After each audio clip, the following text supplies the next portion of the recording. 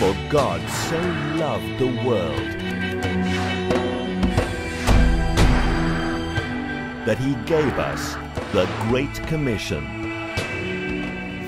Harvest Evangelism is totally committed to nation transformation and believe that every Christian is a minister in the marketplace or the pulpit. From God's world to God's creation, nation transformation is happening. Just a few days in Hawaii and you'll be revitalized, renewed, empowered, anointed and released. Every day is filled with accounts of ordinary people doing extraordinary deeds. If God is using ordinary people, why not you?